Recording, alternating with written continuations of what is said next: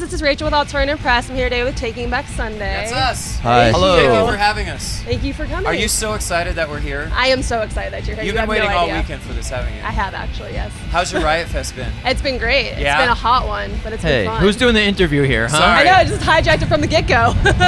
Do you hear what she said? It's been a hot one. It's been a hot one. Man, it's a hot one. Is that what you're looking for? Yes, thank you. What is it about Riot Fest that you think is so special that you guys keep coming back year after year? I think, well, first off, everyone that works Riot Fest is incredible. We've been fortunate enough over the years to get to know everybody, and they're just it's just great people. And then when you see great people doing a good thing, you know, you're naturally drawn to it. And we love Chicago, and the lineup is always real eclectic. They always have great bands. Yeah. Good bands, good friends, good times. Our friend Adam Lazzara is playing the drums right now. Right with now. Against Me. Oh my gosh. With Against Me.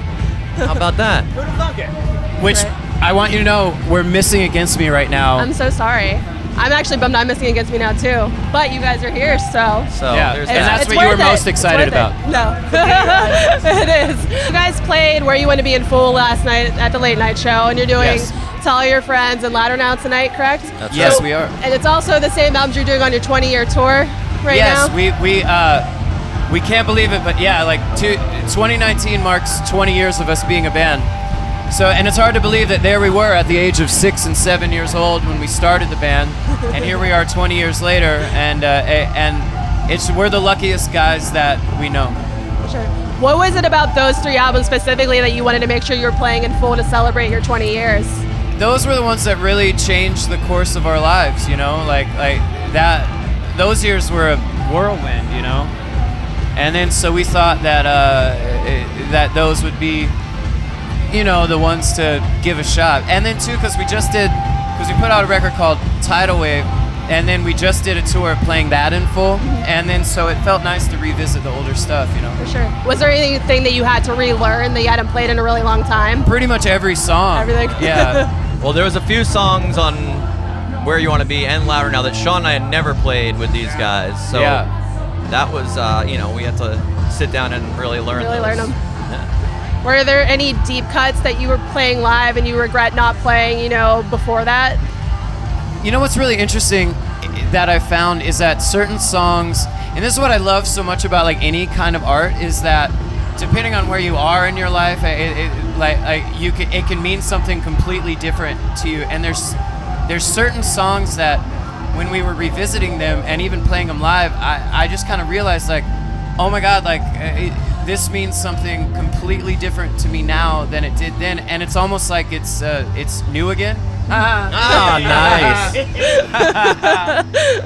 I just got it. That's so good. So anyways, like So good. it's and I just really enjoy that. So so to answer your question, yes. Yes. To sum it up, yes. Yeah. Were there any that were hard to revisit? You know, you put a lot of emotion into your music, obviously, so to get out there and have to play it in front of a crowd? No, not in particular, just mainly because of what I just was saying, you know, because it's like they don't mean the same thing anymore, you know. For sure. So you guys have the cool little coin that you flip on each night. Where did the idea come to do that? It actually started as a joke, and then we followed through with it, and it's been working out great. So you actually had Seth Rollins do it at one of your shows. How did Yeah. that come together? That's right. He's our best friend. Well, Best Sean. friends. Sean's best friend. I don't know about best. You know, he's just got engaged. Yeah. And stuff, so I think his wife-to-be, Becky Lynch, is his best friend. Yeah. But I'm probably second. She was there too. Yeah. Yeah. The man. But So he hit us up when we played Chicago with Coheed and Cambria, and he said, hey, I'd love to come out to the show. So we met then, and then we just kind of stayed in touch, and we compared schedules after he had WrestleMania. It's like, hey, I'm going to be in LA. Let's hang out. I said, Yeah. awesome. So we're like, hey, you want to flip the coin? It'd be super fun. And he's like, I would love to. And he talked about beating up Brock Lesnar for the heavyweight title, and it was pretty awesome. Yeah. We had a great night. Are you guys wrestling fans? I am now. You are now? Yeah. Has there been anybody else in your career that's a public figure like that you've been surprised as a fan of your band? Paul McCartney's a big fan. yeah, him. Keira Knightley, who was on our guest list for about 3 years, she never showed up though. But she was on there every She was night. always on She there. probably wasn't that big of a fan then, huh? No, she wasn't. I'm sure there's been lots of fan stories. You know, kids come up to you and say how much the music has impacted them. Is there any that stand out? I think there's not one in particular, and I say that because anytime someone shares something like that with you, and then like you realize that they've let you into their life in such a way, it's a real special and heavy thing, you know, and kind of one of the goals, or like one of the things that I love so much about the band is that, or just in music in general, is that it kind of like lets you know you're not alone, like you're not crazy, man. There's other people that feel like this, you know, and so anytime someone says that to us, it's a bit, I don't know, it's a real honor, you know. For sure. Thinking back to when you guys were growing up, was there any bands like that were that way for you?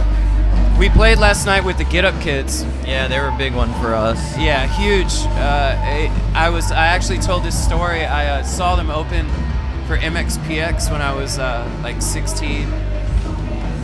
It doesn't matter. But and then after the show, so they opened the show, so they had a short set, and then afterwards they went to this venue called 533 Uprisings in Winston-Salem, North Carolina, and then just played basically all of 4 Minute Mile, and it was one of my favorite shows I've ever been to. So yeah, they're a big deal for us. Yeah, Nirvana was a big one, I think, for all of us as well.